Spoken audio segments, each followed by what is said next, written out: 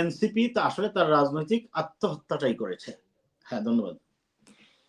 জি, মানে জামাতের সাথে জোট করাটা এনসিপির জন্য আত্মহত্যা। আত্মহত্যা আমি ওই সেন্সে বলছি, আমি বলছি তার যদি নৈতিক, তার যে দর্শন, যে ভিত্তির উপর তারা দল করেছে সেটা ঠিক আছে, কিন্তু তারা যদি বিলীন করে চলে যায়, আগামী নির্বাচনের পরে আপনি দেখবেন এনসিপি কিন্তু বিলীন হয়ে যাবে। আপনি লিখে রাখেন আপনার ডায়েরিতে, আগামী নির্বাচনের পরে বিলীন হয়ে যাবে।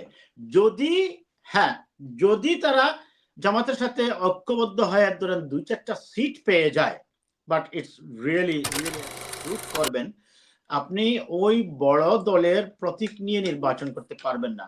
আমার যদি ভুল না হয় থাকে, আই বিলিভ যে নির্বাচন কমিশন আসলে এই নিয়মটা করেছিল এই কারণে, যাতে করে অন্য ছোট ছোট দলগুলার অস্তিত্বই বিলীন হয়ে না যায়। কারণ বহুদলীয় গণতান্ত্রিক ব্যবস্থায় আপনার যদি বহুমত, বহু পথ থাকে, তাহলে সেখানে অনেকগুলা চিন্তা, অনেকগুলা ধারা, অনেকগুলা ব্যাখ্যা বিশ্লেষণ আসবে, এবং সেখান থেকে আমরা আলোচনা করে ভালোটা গ্রহণ করব।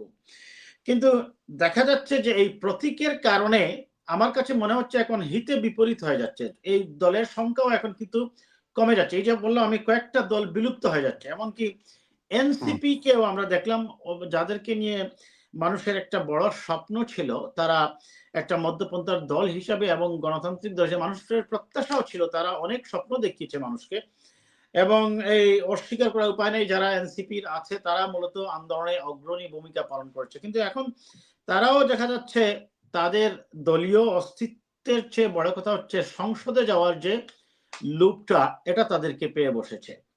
যাই হোক, এখন যেহেতু আর কোনো বড় দল নেই, সেহেতু আমরা দেখছি যে ছোট দলগুলার একটা কমন গন্তব্য হয়ে গেছে কোনো না কোনো ভাবে বিএনপির সাথে আটঘাট বাঁধা বা নির্বাচনে মনোনয়ন পাওয়া। যদি না পারা যায়, তখন তারা সেকেন্ড চয়েস হিসাবে নিচ্ছে জামায়াতে ইসলামকে। এমনকি এনসিপি আপনারা জানেন যে বাজারে আলোচনা ছিল যে তারা বিএনপির সাথে জোট করতে চেয়েছিল, এবং বিএনপির কাছে তারা 30টা, এবং সর্বশেষ আমি যতটুকু জেনেছি 18টাতে এসে ঠেকিয়েছিল। বিএনপি এটাতেও না করে দিয়েছে।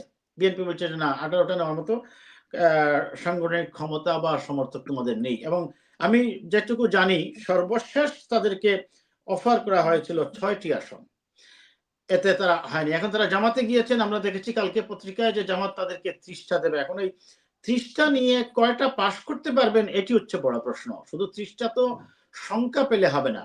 যাই হোক, আমার পাশ করা কয়টা করলো বা না করলে একটা দল, এটা আমার আলোচনার বিষয় নয়। বিষয়টা হচ্ছে এই যে রাজনৈতিক দলগুলা তাদের অস্তিত্বই বিলীন করে দিয়ে বড় দলের মধ্যে হারিয়ে যাচ্ছে, বিএনপি বা জামাতের কাছে হারিয়ে যাচ্ছে। এতে করে যে বহু চিন্তা, বহু মত, এবং এখান থেকে রাজনীতির যে বহুদলীয় গণতন্ত্রের যে রাজনীতির মাঠটা, সেটা অনেকটাই সংকুচিত হয়ে যাবে। এবং এটার মূল কারণটাই দেখা যাচ্ছে হচ্ছে আপনার এই বড় দলের প্রতীক না পাওয়া, দানের শীষ বা দাঁড়িপাল্লা না পাওয়ার কারণে। এখন প্রশ্নটা হচ্ছে যে এই যে এইভাবে ছোট ছোট আমি দল করলাম সারা জীবন, টকশোতে বসে, যেমন টু ম্যান পার্টি, যেমন এবি পার্টির কথা ধরুন, জাস্ট টু ম্যান। এবি পার্টির আপনি ধরেন সভাপতি নজরুল ইসলাম সাহেব এবং সেক্রেটারি ব্যারিস্টার ফুয়াদ ছাড়া আমাকে যদি তৃতীয় ব্যক্তির নামের কথা বলেন, আমি জানি না। সিম্পল। গণ অধিকার পরিষদের আপনার বিপিনুর, তারপর রাশেদ হাসান ছাড়া, এই 4-5 জন ছাড়া পঞ্চম জনকে যদি, ষষ্ঠ জনকে কেউ জিজ্ঞেস করেন, কেউ বলতে পারবে না। ঠিক একইভাবে এলডিপি তেও অনেক পুরানা জনাব অলি আহমদ সাহেব, অনেক পুরানা অভিজ্ঞ প্রজ্ঞাবান একজন রাজনীতিক, এবং মুক্তিযুদ্ধেও তার গৌরবোজ্জ্বল ইতিহাস আছে। তিনি বিএনপির সাথে এসেছিলেন, আপনারা দেখেছেন সেটা নিউজে। তার সেক্রেটারি কিন্তু বিএনপিতে যোগই দিয়ে দিয়েছেন। তারা আগেও বিএনপিতে ছিলেন, এসে তিনি সেখান থেকে প্রার্থী হচ্ছেন। আবার অলি আহমদের সাথে আমরা দেখেছি কি হয়েছে বা কি আলোচনা হয়েছে বিএনপির সাথে আমি জানি না, আমি পত্রিকায় দেখেছি, আমার আসলেই জানা নেই বিষয়টা, যে প্রায় তিনি 2 ঘন্টা নাকি বসেছিলেন মহাসচিব সাহেবের সাথে দেখা করতে। হয়তো মহাসচিব ব্যস্ত ছিলেন কিংবা দেখা করতে পারেননি, বা তাকে পরে আসতে বলেছেন, তিনি হয়তো অভিমান করে সেখান থেকে চলে গিয়ে জামাতে গেছেন, বা আমি জানি না এক্স্যাক্টলি হোয়াটস দ্য রিজন। অলি আহমেদ সাহেব যেটা উনি ভেবে বলেছিলেন যে এখন ওনারা ফোন ধরেন না বা ফোন করেন না, এরকম একটা বিপদের দিনে কাছে ছিলেন, কিন্তু এখন ফোনই ধরেন না, এরকম একটা বক্তব্য উনি দিয়েছিলেন যখন ওনাকে প্রশ্ন করা হয়েছিল। Well, I am not feeling comfort to make any remark about that point, right? Because আমি আসলে জানি না, because আমি এক্স্যাক্টলি রিজনটা না জেনে কোনো মন্তব্য করতে পারবো না। কিন্তু তিনি চলে গেলেন, অথচ এই অলি আহমদ সাহেবই মূলত বিএনপি ত্যাগ করেছিলেন, তার প্রধান কারণ ছিল জামায়াতের সাথে বিএনপির আটঘাট বাঁধার কারণে, এবং তিনি ছিলেন একজন সবচেয়ে প্রতিবাদ মুখর মানুষ। তার মানে হচ্ছে, এবং মেজর আক্তারের কথা ধরুন, মেজর আক্তারের কথা না আমি বাদ দিলাম, হি ইজ কমপ্লিটলি, আমি কি বলবো, টকেটিভ ম্যান, আমি এইটুকুই বলি, অতিরিক্ত কথা বলেন এবং ওনার কথাবার্তার মধ্যে কোনো ইয়ে নাই, মানে স্থির থাকতে পারেন না, উনি এক জায়গায় স্থির থাকতে পারেন না তার সিদ্ধান্তে বা কথায় বা আলোচনায়। যাই হোক, আমি ওনার কথা নাই বললাম। অলি আহমদ সাহেব গেছেন, এটা অবশ্যই গণতান্ত্রিক সমাজ ব্যবস্থায় তার ব্যক্তিগত অধিকার, তিনি যেতেই পারেন। কিন্তু এখন আমাদের বিপত্তিটা কোথায়? আপনি তাহলে প্রশ্ন করেন যে বিপত্তিটা কোথায়। দেখুন, আপনি সারা জীবন টকশোতে কথা বললেন ওয়ান ম্যান পার্টি হয়, 2 জন 4 জন নিয়ে একটা পার্টি অফিস পাড়া করলেন, বা একটা এমনও হয়েছে একটা গ্রোসারি শপে আপনার একটা সাইনবোর্ড টানিয়ে দিলেন, আপনি রাজনীতি করলেন। আর নির্বাচন আসার পরে জনগণকে দেখানোর জন্য যে এই দলের সাথে এতটা জোট আছে, ওই দলের সাথে এতটা জোট আছে। এই যে আমি একটু আগে যে দলগুলোর কথা বললাম যারা বিভিন্ন দলে গিয়েছে, তাদের বিএনপি এবং জামায়াত ছাড়া, আমি আবারও ক্লিয়ার করি, বিএনপি এবং জামায়াত ছাড়া ওই যে ওদের সাথে যে দলগুলো আছে, ওদের সবাইকে একত্রিত হয়ে বলবেন, সব দলকে, বিএনপি আর জামাতের সাথে যারা জুট করেছে আমি বলছি, সব দলকে একত্রিত হয়ে বলবেন যে আপনারা বিএনপি এবং জামাতের সমানে একটা মিছিল করেন, তো পারে কিনা দেখবেন। আমার আসলেও আমি নিজেও বিক্ষিম, সত্য কথা, আমি একটু আগেও একটা দেখুন, এখানে মানে জোট থেকে প্রার্থী দেওয়া হয়েছে, আমি সর্বশেষ আজকে আমি আমার মনোনয়ন জমা দেওয়ার কথা ছিল, আমি জমা দেইনি। যাই হোক, এখন এই যে পরিস্থিতি, এটার দুটা বিপত্তি আছে। এক, নীতিহীন রাজনীতিবিদরা কি করবে, ভবিষ্যতে এরকম ছোট দল করবে এবং নির্বাচন আসলেই এক ধরনের বার্গেনিং এ তারা চলে যাবে, যে আমাকে দুইটা দিলে, দুইটাও লাগে না, জাস্ট ওই পার্টি শুধু চেয়ারম্যানই আছেন, ওই তিনি একজনই আছেন, এবং সম্ভবত তার স্ত্রী তাকে ভোট দেবেন, এই হচ্ছে তার সর্বসাকুল্যের সম্বল। তিনি কি করবেন, বার্গেনিং করবেন যে আমি যদি আসি, যেহেতু আমার মিডিয়া বেলে, যেমন আমি আপনাকে একটা উদাহরণ দিই, বিগত ফ্যাসিবাদী সরকারের সময় আওয়ামী লীগ কিন্তু রাশেদ খান মেনন সাহেবকে, হাসানুল হক ইনুকে রেখেছিল ওদের মিডিয়া ভ্যালুর করছে, ওদের মিডিয়া ভ্যালুর কারণে, ব্যক্তি পরিচিতির কারণে।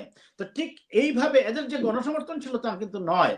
ঠিক এই এখনো আমরা দেখতে পাচ্ছি, এই যে আপনার জামাতে গিয়েছেন, এলডিপির যে কি অবস্থান আপনি জানেন নিশ্চয়, এবং একমাত্র এনসিপির হয়তো কিছুটা আছে, কিন্তু এনসিপিও কতটুকু কি আছে সেটা বাস্তবতা হচ্ছে নির্বাচনের পরেই আপনারা দেখবেন কি কি হয় না হয়। তারা, আমি আবারও বলছি, তারা মানুষের শ্রদ্ধার জায়গায় ছিল, কিন্তু তারা নিজেরাই এই ভুল সিদ্ধান্তগুলা নিয়ে বারবার জনগণের কাছে বিরূপ প্রতিক্রিয়ার সম্মুখীন হচ্ছেন। আমি একটা বিষয় একটু জাস্ট সংক্ষিপ্ত ভাবে, যে জামাতের সঙ্গে এনসিপির জোট করাটা কি আপনার কাছে সঠিক মনে হয় নাকি ভুল মনে হয়, যে এনসিপি জামাতের সঙ্গে গিয়েছেন? আমি দেখেছি, আমার কেন জানি মনে হচ্ছিল আপনি আমাকে এই প্রশ্নটা করতে পারেন। যাই হোক, দেখুন, এনসিপির প্রতি আসলেও প্রত্যাশা ছিল, এনসিপি যেদিন প্রতিষ্ঠা হয়, বিশ্বাস করুন, আমি একটা দীর্ঘ ভিডিও করেছি, অনেক কথা বলেছি, এবং যেহেতু আওয়ামী লীগ এখন মাঠে নেই, এবং প্রত্যাশা ব্যক্ত করেছিলাম যে হয়তোবা এনসিপি সেই ভোটার গুলাকে ধীরে ধীরে ধীরে ধীরে এর মধ্যে যে ভালো মানুষগুলো আছে তারা আস্তে আস্তে গিয়ে এনসিপিতে হয়েছে। অনেক মানুষ গিয়েছে কিন্তু সমাজের বিভিন্ন স্তরে, কিন্তু তারা নিজেরাই কারো দ্বারা প্ররোচিত হয়ে হোক আর ভুল পথে গিয়ে হোক, অথবা তাদের রাজনীতির ম্যাচুরিটির অভাবের কারণে হোক, তারা কিন্তু বিতর্কিত হয়ে গেছে। এবং আগামী নির্বাচনের পরে আপনি দেখবেন এনসিপি কিন্তু বিলীন হয়ে যাবে। আপনি লিখে রাখেন আপনার ডায়েরিতে, আগামী নির্বাচনের পরে বিলীন হয়ে যাবে। যদি, হ্যাঁ, যদি তারা জামাতের সাথে ঐক্যবদ্ধ হয়ে ধরেন 2-4টা সিট পেয়ে যায়, but it's really really I am saying will be tough to get the seat. I am saying যদি 2-4টা পেয়ে যায়, তাহলে হ্যাঁ, দল হিসাবে তাদের হয়তোবা অস্তিত্বটা সামনে থাকবে, টক শোতে কথা বলবে 2-4 জন, অথবা ধীরে ধীরে তারা কিন্তু ওই জাসদ, ওয়ার্কার্স পার্টি, আপনার ওই এলডিপি, তারপরে এই ধরনের দলগুলোর মতো আস্তে আস্তে কি হয়ে যাবে, বিলীন হয়ে যাবে। এখন তাদের যে আপনি যেটা প্রশ্ন করেছেন যে জামাতের সাথে যাওয়া ঠিক হয়েছে কিনা, দেখুন, গণতান্ত্রিক ব্যবস্থায় তারা যেতেই পারে, কারণ জামাতের সাথে তো আরো অন্যান্য দলগুলোর ঐক্য হয়েছে, সব দলগুলো মৌরলেস ঐক্য করেছে। এখন ওই যে আমি আগে আবারও বলছি যে যদি অস্তিত্ব বিলীন করে চলে যায় তখন আসবে প্রশ্নটা যে আপনি যে স্বপ্ন দেখালেন মানুষকে সেই স্বপ্ন থেকে আপনি বিলীন করে এখন চলে যাচ্ছেন এই ধরনের, হয়তো বা আপনি বলতে পারেন বিতর্কিত বলতে পারেন বা ৭১-এর ভূমিকার কথা নিয়ে আসতে পারেন, তারা তো তাদের দলেই থাকতেছে, দলে থেকে ঐক্য করছে, দলে থেকে তো আরো অনেকেই ঐক্য করছে, তো করতেই পারে, কিন্তু তাদের যে স্বপ্ন দেখানোটা, আমি সেটা বলছি, মানুষ আশাহত হয়েছে, মানুষ মনে করে যে এনসিপি তা আসলে তার রাজনৈতিক আত্মহত্যাটাই করেছে। হ্যাঁ, ধন্যবাদ। জি, মানে জামাতের সাথে জোট করাটা এনসিপির জন্য আত্মহত্যা।